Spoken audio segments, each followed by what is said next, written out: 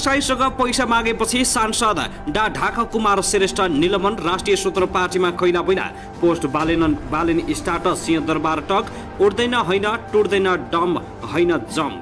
राष्ट्रिय स्वतन्त्र पार्टीका सांसद ढाका कुमार श्रेष्ठले दुर्गा परसाईसँग 2 करोड मागेको अडियो सार्वजनिक। एकाएक राष्ट्रिय स्वतन्त्र पार्टीका सभापति रवि लामिछानेले लिए एक्सन। मिटर ब्याज पीडितको अर्को समूहसँग वार्ता गर्न टोली गठन। सुदूरपश्चिममा पूर्व माओवादीको चहल पहल। प्रचण्ड लेखराज भट्टको घरमा बाबुराम र्याप्टिङमा। प्रधानमन्त्री प्रचण्ड एमाले सचिव लेखराज भट्टको घरमा किन पुगे? एमालेमा खैला बैला। विघटनको सङ्घारमा एकीकृत समाजवादी एक्लिँदै माधव कुमार नेपाल। फेरि आयो निकै दुःखद खबर। धौलागिरी बेस क्याम्पमा हेलिकप्टर दुर्घटना। घाइते पाइलटलाई काठमाडौँ ल्याइँदै गुरु घिमिरेको प्रश्न। कर्मचारीलाई तलब खुवाउन ऋण गर्नेले कसरी देश विकास गर्छन्? एमाले नेता लेखराज भट्टको निवासबाट निस्कँदै प्रचण्डले भने यो घर मेरो पनि हो। 40 वर्षदेखि हाम्रो सम्बन्ध छ। राष्ट्रपतिको प्रेस सल्लाहकारमा पोखरेल नियुक्त। धौलागिरी बेस क्याम्पमा ल्यान्ड गर्ने क्रममा हेलिकप्टर दुर्घटना। मान्छेको भाग। एसी परीक्षामा नक्कली परीक्षार्थी खटाउने कन्सल्टेन्सी पक्राउ। उद्योग वाणिज्य महासंघको निर्वाचन कार्यतालिका सार्वजनिक। कोशी नामाकरण सच्याउन सभामुख। मुख्यमन्त्री र सांसदको घर घरमै चेतावनी पत्र। वितराउन तयार भएको 80 कट्ठा खेतको गौँबाली आगो लागेर नष्ट। क्रिकेटर सन्दीप लामिछानेको मुद्दा न्यायाधीश बरालको इजलासमा आजै फैसला आउने। नक्कली परीक्षार्थी खडा गरेर परीक्षा दिन लगाउने कन्सल्टेन्सीका सञ्चालक पक्राउ। दिदीबहिनी मृत्यु प्रकरण 7 जनालाई प्रहरीले लियो नियन्त्रणमा। पोखरा स्थित रत्न मन्दिर खुला गर्ने तयारी। र तोकिएको ठाउँमा पोसाक र किताब किन्न बाध्य पार्ने विद्यालयलाई कारबाही गर्ने काठमाडौँ महानगरपालिकाका मेयर बालेन्द्र शाहको चेतावनी। सुदूरपश्चिममा प्रचण्ड विमानस्थलमा रातो कार्पेटदेखि लेखराजको घरसम्मका कुरा। सरकारले सधैँ भत्ता दिन सक्दैन, अर्थ सचिवको भनाइ। एकीकृत समाजवादीका नेता झलनाथ खनाल भन्छन् अब एकीकृत समाजवादीमा बस्न सकिँदैन। दक्षिणपन्थी हाबी भयो माधव कुमार नेपाल। अवसरवादी भएको आरोप। अन्ततः पुरानै घरमा फर्किने झलनाथ खनालको भनाइ। नेपालमा कोरोना संक्रमितको संख्या बढेको बढे। छिमेकी राष्ट्र भारतमा कोरोना संक्रमण बढेसँगै नेपालमा पनि बढ्न थाल्यो कोरोना। पछिल्लो 24 घण्टामा 64 जनामा कोरोना संक्रमण पुष्टि।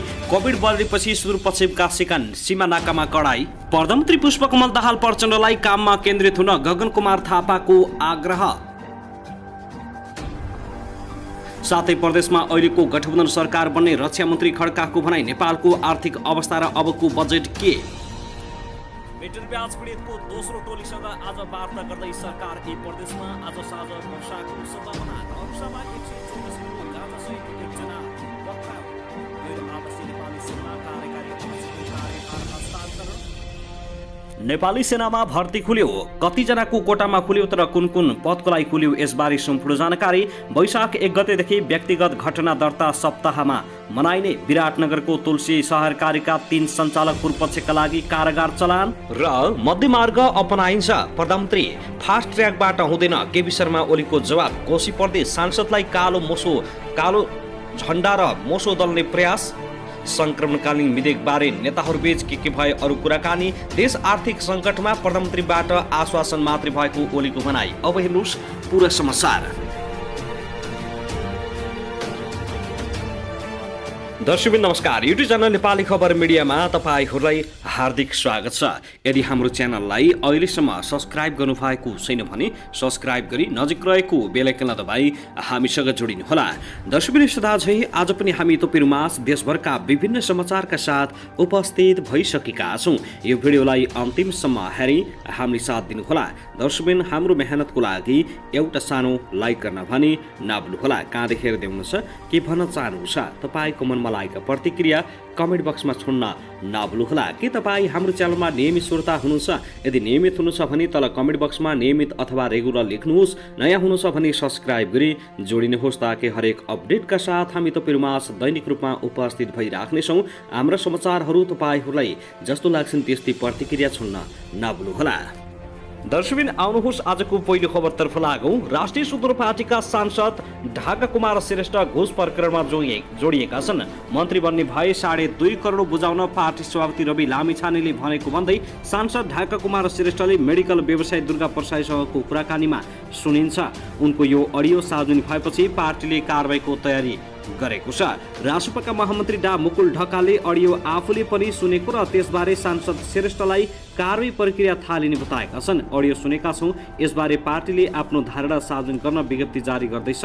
यो विषयमा पार्टीको अनुशासन समितिलाई 7 दिनको समय दिएर छानबिन प्रतिवेदन तयार गर्ने जिम्मेवारी हुन्छ। उनले भने सांसद श्रेष्ठलाई 24 घण्टे स्पष्टीकरण सोधिछ। कानुनी रूपमा पनि निर्णय गर्नुपर्दछ। केन्द्रीय समितिले निर्णय नगरेसम्म उहाँलाई सांसद र पार्टी सदस्यका रूपमा काम गर्न रोक लगाउनेछौँ। प्रधानमन्त्री पुष्पकमल दाहाल प्रचण्ड नेतृत्वको सरकारमा स्वास्थ्य तथा जनसङ्ख्या मन्त्री आफ्नो पार्टीको भाग परेको श्रेष्ठले परसाईलाई सुनाएका छन्। उनले परसाईसँग 2 करोड रुपियाँ व्यवस्थापन गरिदिन आग्रह गरेका छन्। उनले तत्काल 1 करोड भए पनि मन्त्री बनाउन सभापति लामिछाने तयार रहेको परसाईलाई सुनाएका छन्। परसाईले 2 करोड रुपियाँ व्यवस्थापन गरिदिने तर पछि आफ्नो काम गरिदिनुपर्ने शर्त राखेका छन्। दर्शकमानव त्यसैगरी म्याग्दीको इटालियन आधार शिविरबाट धौलागिरी आधार शिविरतर्फ कार्गो बोकेर उडिरहेको हेलिकप्टर आइतबार बिहान 11 बजेर 11 मिनटदेखि सम्पर्कविहीन भएको छ। उक्त हेलिकप्टर फोर्स ल्यान्डिङका क्रममा दुर्घटना भएको बताइएको छ। पाइलट प्रिया अधिकारीले उडाएको उक्त हेली एभरेस्टको हेलिकप्टर सम्पर्कविहीन भएको म्याग्दीका प्रमुख जिल्ला अधिकारी तुलसीराम पौडेलले जानकारी दिएका छन्। पोखरा विमानस्थल स्रोतका अनुसार पाइलट अधिकारीले फोर्स ल्यान्डिङ गराएको र आफू चाहिँ सुरक्षित रहेको जानकारी गराएकी छिन्। उक्त हेलिकप्टरको खोजीका लागि एयर डाइनेस्टीको अर्को हेलिकप्टर सम्भावित दुर्घटनातर्फ गएको र घाइते पाइलटलाई काठमाडौँ ल्याउन लागेको जानकारी विमानस्थल स्रोतले जानकारी दिएको छ। दर्शकमानव त्यसैगरी प्रधानमन्त्री पुष्पकमल दाहाल प्रचण्डले एमाले सुदूरपश्चिमका इन्चार्ज लेखराज भट्टको घरसँग 4 दशकदेखिको सम्बन्ध रहेको बताएका छन्। सुदूरपश्चिम विश्वविद्यालयको दीक्षान्त कार्यक्रममा सहभागी हुन आइतबार धनगढी पुगेका प्रधानमन्त्री प्रचण्ड पूर्व माओवादी नेता समेत रहेका एमाले नेता भट्टको निवासमा पुगेका हुन्। माओवादी केन्द्रका अध्यक्ष समेत रहेका प्रधानमन्त्री प्रचण्डले भट्टलाई निवासमै भेटेर निस्कदा भट्टको परिवारसँग आफ्नो पुरानो सम्बन्ध रहेको बताए। यो घर मेरो पनि घर हो। यो घरसँग मेरो 40 वर्षदेखि सम्बन्ध छ। यहाँ माथि एउटा म बस्ने कोठा छ जहाँ कहिले आउँदा मैले खाने बस्ने गर्थेँ। त्यसैले यो घर मेरो पनि हो भन्ने लागेर यहाँ आएको हो। प्रचण्डले भने लेखराजी राजनीतिक व्यक्तित्व हुनुहुन्छ। भेटमा समसामयिक राजनीतिक घटनाक्रमबारे छलफल हुने नै भइहाल्यो। अरू त्यस्तो एजेन्डा केही थिएन। भट्टले पनि राष्ट्रिय राजनीतिको विषयमा प्रधानमन्त्रीसँग कुराकानी भएको बताएका छन्। उनले भने उहाँसँग पारिवारिक सम्बन्ध छ। यहाँ आउनु अस्वाभाविक होइन। भट्टले प्रचण्डको भेटपछि सञ्चारकर्मीसँग भने अहिलेको राष्ट्रिय राजनीतिक विषयमा छलफल भयो। पारिवारिक सन्चो बिसन्चो सोधियो। प्रधानमन्त्री प्रचण्डले बिहान टेलिफोन गरेर आफू सुदूरपश्चिम आइरहेको र चिया पिउने गरी निवासमा आउने प्रस्ताव गरेको भट्टले बताए। उहाँलाई निवासमा मैले स्वागत गरेँ। यो सुदूरपश्चिमको परम्पराभित्र पनि पर्छ। माओवादीमा फर्काउन खोजेको विषयमा सञ्चारकर्मीले राखेको जिज्ञासामा भट्टले त्यो सम्भावना नभएको बताए। त्यस विषयमा कुनै छलफल भएन, त्यो सम्भावना पनि छैन। प्रचण्ड अख्तरिया स्थित भट्टको घरमा पुगेपछि उनीहरूबीचको सम्बन्ध पनि नवीकरण भएको छ। भट्ट माओवादी पृष्ठभूमिका नेता हुन्। कुनै बेला सुदूरपश्चिममा प्रचण्डका विश्वासपात्र मानिने भट्ट र प्रचण्ड बीच अहिले त्यति राम्रो सम्बन्ध छ।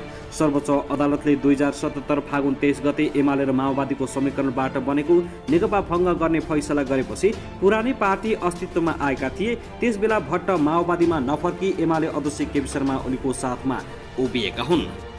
दर्शकबिन आउनुहोस् अब अर्को खबरतर्फ लागौँ। एसी परीक्षामा नक्कली परीक्षार्थी खडा गरेर परीक्षा दिन लगाउने कन्सल्टेन्सीका सञ्चालकलाई प्रहरीले पक्राउ गरेको छ। एसी परीक्षामा नक्कली परीक्षार्थी खडा गरेर परीक्षा दिन लगाउने धरानको डल्फिङ पूर्वाञ्चल एकाडेमीका सञ्चालक सन्तोष राईलाई प्रहरीले पक्राउ गरेको हो।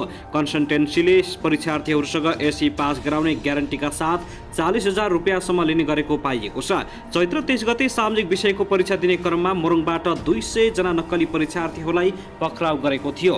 नक्कली परीक्षार्थी खडा गरेर परीक्षा उत्तीर्ण गराउने जिम्मा लिएर नक्कली परीक्षार्थी खडा गरेर परीक्षा दिन लगाउने सुनसरी र मोरङका रहेको पाइएको छ। राईलाई 23 गते नै नियन्त्रणमा लिएको मोरङ प्रहरी प्रवक्ता रञ्जन कुमार दाहालले जानकारी दिए। अन्य कन्सल्टेन्सी सञ्चालक भने फरार रहेकोले बताए। उनले भने अरूको खोजी कार्य जारी छ। नक्कली परीक्षा दिन आउने उर्लाबारीको MN consultancy, goodwill consultancy Mangalbare, perfect consultancy Pathari, NRT college Pathari रहेका छन्। यी मध्ये सबैभन्दा धेरै धरानका रहेको प्रहरीले जनाएको छ। यसै परीक्षार्थीले आफ्नै बुबा र आमाको नाम भन्न नजानेपछि खैलाबैला मचिएको हो। नक्कली परीक्षार्थी बनेर परीक्षा दिन आउने केराबारी गाउँपालिका स्थित सार्वजनिक मावि परीक्षा केन्द्रबाट सबैभन्दा बढी 127 जना पक्राउ परेका छन्। झोराहाट स्थित सरस्वती मावि केन्द्रबाट 52 जना र सुन्दर हरिचाको जनता मावि केन्द्रबाट 20 जना पक्राउ परेका थिए। त्यसैगरी आउनुहोस् अब अर्को खबरतर्फ लागौं। प्रधानमन्त्री पुष्पकमल दाहाल प्रचण्डले संक्रमणकालीन न्याय सम्बन्धी मुद्दाको टुङ्गो लगाउन मध्यमार्गको विकल्प अपनाउने बताएका छन्। यसैगरी नेकपा एमालेका अध्यक्ष केपी शर्मा ओलीले संक्रमणकालीन न्याय सम्बन्धी विधेयक समितिमा नगइकन नटुङ्गिने स्पष्ट पारेका छन्। हिजो शनिबार सिंहदरबार स्थित सभामुखको कार्यालयमा बसेको शीर्ष 3 दलका नेताहरूको बैठकपछि सञ्चारकर्मीसँग कुरा गर्दै प्रचण्ड र ओलीले फरक धारणा राखेका हुन्। प्रचण्डले बैठकमा संक्रमणकालीन न्याय सम्बन्धी विधेयक, संवैधानिक परिषदसँग सम्बन्धित विधेयक र सम्पत्ति शुद्धिकरण सम्बन्धी विधेयकलाई छिटो टुङ्गाउने भन्ने बारेमा छलफल भएको जानकारी दिए। उनले चैत्र 28 गते विज्ञहरूसँग बसेर यसको प्राविधिक पाटो पनि टुङ्गाउने बताएका छन्। प्रचण्डले भने सदनभित्रको टीआरसीसँग सम्बन्धित विधेयक, संवैधानिक परिषदसँग सम्बन्धित विधेयक र सम्पत्ति शुद्धिकरण सम्बन्धी विधेयकलाई छिटो टुङ्गाउन छलफल भयो। हामी सरकारमा बसेकाहरूले फास्ट ट्र्याकबाट टुङ्गाउने भनेका छौँ। प्रतिपक्षले समितिमा लैजाने कुरा छ, बीचको बाटो खोज्ने भन्ने पनि छ। प्रधानमन्त्री दाहालले सरकार मत पक्षधर राजनीतिक दलहरूले भने संक्रमणकालीन न्याय सम्बन्धी विधेयक फास्ट ट्र्याकबाट नै टुङ्गाउने पक्षमा रहेको खुलासा गरे। ओलीले छलफलमा संसदलाई गतिशील बनाउने कुरामा छलफल भएको बताए भने उनले अहिलेको बैठक प्रारम्भिक रहेको र बैठक सकारात्मक रहेको बताएका छन्। केपी शर्मा ओलीले भने सदनलाई कसरी प्रभावकारी र गतिशील ढङ्गले बढाउने र अहिले आएका समस्यालाई कसरी समाधान गर्ने भन्ने सन्दर्भमा छलफल भयो। समितिमा कुनै न कुनै हिसाबले जानुपर्छ। 2-3 दिनभित्र अर्को बैठक बस्छ। अध्यक्ष ओलीले संक्रमणकालीन न्याय सम्बन्धी विधेयक कुनै न कुनै हिसाबले समितिमा लैजाने पर्ने स्पष्ट पारेका छन्। त्यसैगरी आउनुहोस् अब अर्को खबरतर्फ लागौं। हाम्स अस्पतालको छतमा हेलिकप्टर दुर्घटना भएको छ। छतमा रहेको हेलिप्याडमा अवतरणका क्रममा एयर नेस्टीको हेलिकप्टर दुर्घटना भएको हो। चिकित्सकलाई लिएर बिरामी लिन चितवन जानका लागि अवतरण हुन लागेको एयर नेस्टीको हेलिकप्टर दुर्घटना भएको बताइएको छ। एयर नेस्टीको हेलिकप्टरको दुर्घटना भए पनि कुनै पनि मानवीय क्षति भने नभएको बताइएको छ। दुर्घटनामा परेको हेलिकप्टरका पाइलट सकुशल छन् भने हेलिकप्टरको पछाडिको पंखा खुस्किएको बताइएको छ। घटनाबारे थप अनुसन्धान भइरहेको प्रहरीले जनाएको छ भने उक्त हेलिकप्टर चितवन नउडेर अर्को हेलिकप्टरलाई पठाइएको हो। साथै आउनुहोस् अब अर्को खबरतर्फ लागौं। जिल्लाको बकुन्डोलमा समेत अपार्टमेन्ट बनाउने क्रममा वरपरका घर भाँसिएपछि स्थानीय मारमा परेका छन्। गैराती सो अपार्टमेन्ट वरपरका घर भाँसिएपछि स्थानीय जाने डरले भागभाग समेत गरेका हुन्। नक्सा पास नै नगरी र आफूहरूसँग अनुमति समेत नलिई अपार्टमेन्ट बनाउन सुरु गरेपछि आफूहरूको घर समेत भाँसिन पुगेको स्थानीयको भनाइ छ। उनीहरूले आफूहरूको बास बस्ने ठाउँ नभएको भन्दै आवश्यक व्यवस्था तत्काल गर्न पनि माग गरेका छन्। सो निर्माणाधीन अपार्टमेन्ट वरपरका 1 तला जति घरहरू भाँसिएका छन्। डेरा गरेर बस्नेहरू सबै भएको र आफूहरू पनि घरमा बस्ने अवस्था नरहेको स्थानीयहरूले बताएका छन्। अपार्टमेन्ट बनाउनका लागि सम्बन्धित वडा र अन्य कुनै पनि निकायबाट अनुमति नलिएको पनि स्थानीयको दाबी छ। कानुनी ढङ्गले अपार्टमेन्ट बनाउने र आफूहरूलाई घरवासविहीन बनाउने पक्षलाई तत्काल कारबाही गर्न माग गरिएको छ। यसैबीच ललितपुर क्षेत्रमा 3 की सांसद डातो सीमा कार्कीले सो अपार्टमेन्ट बनाउने कम्पनी र लगानीकर्ताहरूले स्थानीयलाई उचित क्षतिपूर्ति दिनुपर्ने माग गरेका छन्। शनिबार बिहान सो भाँसिएको घरहरूको निरीक्षण गरेपछि उनले स्थानीयलाई उचित क्षतिपूर्तिको व्यवस्थापन गर्न र दोषीमाथि कडा कारबाही गर्न पनि सरकारसँग माग गरेका छन्। सांसद कार्कीले सो विषयमा आफूले ललितपुर महानगरपालिकाका मेयर चिरीबाबु महर्जनसँग पनि कुरा गरेको र स्थानीयलाई न्याय दिन आफू लागि पर्ने प्रतिबद्धता समेत व्यक्त गरेका छन्। साथै आउनुहोस् अब अर्को खबरतर्फ लागौं। राष्ट्रिय स्वतन्त्र पार्टीका सभापति रवि लामिछानेले भ्रष्टाचारको आरोपमा पुराना पार्टीका नेताहरूलाई जेल हाल्नुपर्ने बताएका छन्। तनहुँ क्षेत्र नम्बर 1 को आबु खैरेनीमा आयोजित चुनावी सभालाई सम्बोधन गर्दै उनले देशमा कुशासन चलाउनेहरूले नै रासोपाको विरोध गरेको भन्दै त्यस्तालाई जेल हाल्ने चेतावनी दिएका हुन्। यो ठाउँले देशको सबैभन्दा उच्च पद पायो तर जनताले के पाए, चिया र बिस्कुट? उनले प्रश्न गर्दै भने युवा देश छोडेर जान बाध्य भएका छन्। सुत्केरी अस्पताल नपुग्दै बाटोमा मृत्यु हुने जोखिम छ। विद्यालय शिक्षाको स्तर स्तर खस्किँदै गयो।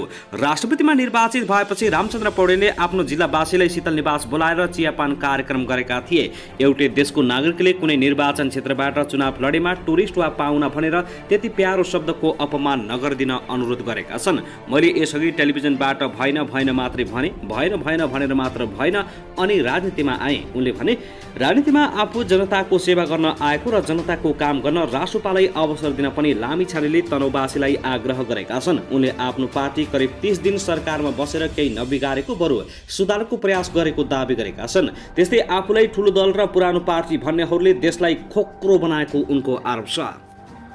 दर्शकबिन त्यसैगरी आउनुहोस् अब अर्को खबरतर्फ लागौं। नेकपा एमालेका महासचिव शङ्कर पोखरेलले काठमाडौँ महानगरपालिकाका प्रमुख बालेन्द्र शाहलाई समाजलाई चरम अराजकतिर लैजाने नियोजित प्रयास गरेको आरोप लगाएका छन्। प्रमुख शाहको फेसबुक स्ट्याटसप्रति टिप्पणी गर्दै पोखरेलले ट्विटर मार्फत यस्तो आरोप लगाएका हुन्। उनले जिम्मेवारीमा बसेपछि जिम्मेवार र जवाबदेही बन्नुपर्ने बताएका छन्। प्रमुख शाहले देश सफा गर्नुपर्ने नेतालाई सिस्टोरमा डम्प गर्नुपर्ने बताएपछि पोखरेलको यस्तो आएको हो जवाब। मेयर बालेनको अभिव्यक्तिले नेपाली समाजलाई चरम अराजकतिर लैजाने नियोजित प्रयास भइरहेको संकेत गर्दछ। जिम्मेवारीमा बसेपछि जिम्मेवार र जवाबदेही बन्नै पर्दछ। त्यसैगरी आउनुहोस् अब अर्को खबरतर्फ लागौं। उपप्रधान एवं रक्षा मन्त्री पूर्णबहादुर खड्काले कर्मचारीहरूलाई तलब खुवाउन पनि ऋण लिनुपर्ने अवस्था रहेको बताएका छन्। शनिबार सुर्खेतमा पत्रकारहरूसँगको कुराकानीमा मन्त्री खड्काले मुलुकको अर्थतन्त्र ऋणात्मक कमजोर बनिरहेकाले कर्मचारीलाई तलब खुवाउन पनि ऋण लिनुपर्ने अवस्था रहेको बताएका हुन्। मुलुकको अर्थतन्त्र ऋणात्मक कमजोर बनिरहेको, कर्मचारीलाई तलब खुवाउन पनि ऋण लिएर खुवाएको पेचिलो अवस्था छ। यसबाट मुक्ति हुनका लागि सरकारले आवश्यक नीति, कार्यक्रम र बजेटको कार्यान्वयन गर्नेछौं। मन्त्री खड्काले कडाली करिडोरलाई राष्ट्रिय योजनाका रूपमा अगाडि बढाउने प्रयास भइरहेको बताए। उनले उक्त करिडोर अगाडि बढाउनका लागि बजेटको अभाव रहेकाले छिमेकीसँग सहयोग मागिरहेको बताएका छन्। कडाली करिडोरको सुरु मार्गमा डीपीआरको रिपोर्ट सहित केन्द्रको बजेटमा गरिएको छ। अहिले बजेट बन्दैछ, त्यसमा हामी छलफल गरिरहेका छौँ। हामी दात्री संस्थाको खोजीमा छौँ। 40-45 अरबको कुल बजेट छ। त्यसैले सकेसम्म त्यसलाई पुरै सडकलाई बहुवर्षे रूपमा ठेक्कापट्टा गर्न सकिन्छ कि भनेर छिमेकी विज्ञ राष्ट्रका सरकारसँग छलफल चलिरहेको छ। मन्त्री खड्काले नेकपा एमालेसँगको गठबन्धन अप्राकृतिक भएर प्राकृतिक गठबन्धन बनाउन सफल भएको पनि दावी गरेका छन्। संसद विघटनलाई वैधानिक जामा दिने प्रयत्न नेकपा एमालेका पार्टी अध्यक्ष केपी शर्मा ओलीले संसदमा आफ्नो अभिव्यक्ति मार्फत घोषणा गर्नुभयो र संवैधानिक परिपाटीलाई चुनौती दिनुभयो। आफूले गरेका असंवैधानिक कदमहरूलाई अदालतले असंवैधानिक दलहरूलाई स्वाभाविक भन्नुभयो। उनले भने त्यही गठबन्धनबाट संविधान र लोकतन्त्रको रक्षा हुन्छ। त्यही गठबन्धनलाई लिएर शान्ति प्रक्रियाका काम पूरा गर्न सक्छौं। उनले केन्द्रको मन्त्रीमण्डलले चाँडै पूर्णता पाउने पनि बताएका छन्। मन्त्री खड्काले कडाली प्रदेशमा चाँडै नेपाली कांग्रेसको नेतृत्वमा सरकार बन्ने समेत दावी गरेका छन्। त्यसैगरी आउनुहोस् अब अर्को खबरतर्फ लागौं। मोरङको विराटनगर स्थित तुलसी बहुउद्देश्यीय सहकारीका 3 सञ्चालक पूर्वपक्षका लागि कारागार चलान भएका छन्। ठगी मुद्दामा पक्राउ परेका सहकारीका प्रबन्धक मनदीप खवा, उपाध्यक्ष अनिता गौतम र सचिव सबिना नेउपाललाई मोरङ अदालतले शुक्रबार पूर्वपक्षका लागि थुनामा राख्न आदेश दिएको हो। मोरङ अदालतका न्यायाधीश प्रकाश कोइरालाको इजलासले प्रतिवादीहरूलाई पूर्वपक्षका लागि थुनामा राख्न आदेश दिएको सूचना अधिकारी हेमराज बुढाथोकीले जानकारी दिए। जिल्ला सरकारी वकिलको कार्यालयले मंगलबार पक्राउ परेका 3 जना र सहकारीका अध्यक्ष केदारनाथ शर्मा सहित 8 सञ्चालक विरुद्ध ठगी मुद्दा दायर गरेको थियो। फरार सूचीमा प्रतिवादी बनाएर सहकारीका अध्यक्ष शर्मा, सञ्चालक समितिका सदस्यहरू बन्टी अधिकारी, आदित्य भट्टराई, निर्मला पोखरेल भट्टराई र छविलाल विश्वकर्मा तथा पक्राउ परेका तुलसी सहकारीका क्षेत्रीय प्रबन्धक मनदीप खवास, उपाध्यक्ष अनिता गौतम र सचिव सबिना नेउपाललाई ठगीमा मुद्दा दायर गरेको थियो। पक्राउ परेकाको हकमा अदालतले आदेश गरेको हो। साथै आउनुहोस् अब अर्को खबरतर्फ लागौं। सरकारले शनिबार मिटर ब्याज पीडितको दोस्रो टोलीसँग वार्ता गर्ने तयारी गरेको छ। वार्ताको समय भने तय भइसकेको छैन। गृह मन्त्रालयले सहसचिव प्रदीप कुमार कोइरालाको संयुक्तमा बनेको पुरानै वार्ता टोली बिउताएर पीडितसँग वार्ता गर्न जिम्मेवारी दिएको थियो। मिटर ब्याज पीडितले सल्लाह गरेर वार्ताको समय दिने बताएको वार्ता समितिका सदस्य रहेका उपसचिव दिलकुमार तामाङले जानकारी दिए। गत शनिबार सरकारले मिटर ब्याज पीडितको एक समूहसँग 5 बुँदे सहमति गरेको हो। सहमति अनुसार मिटर ब्याज पीडितको समस्या समाधान गर्न पूर्व न्यायाधीश गौरीबहादुर कार्कीको नेतृत्वमा अधिकार सम्पन्न आयोग गठन भइसकेको छ। मिटर ब्याज तथा ठगी विरुद्ध किसान मजदुर सङ्घर्ष समितिले 5 बुँदे सहमतिले आफूहरूको तत्कालको समस्या समाधान नहुने भन्दै काठमाडौँ केन्द्रित आन्दोलन जारी राखेका छन्। उनीहरूले मिटर ब्याजीहरूले लगाएको जाली तमसुस खारेज गर्नुपर्ने र मिटर ब्याज पीडित विरुद्ध अदालतमा रहेका मुद्दा खारेज हुनुपर्ने मुख्य माग राखेका छन्।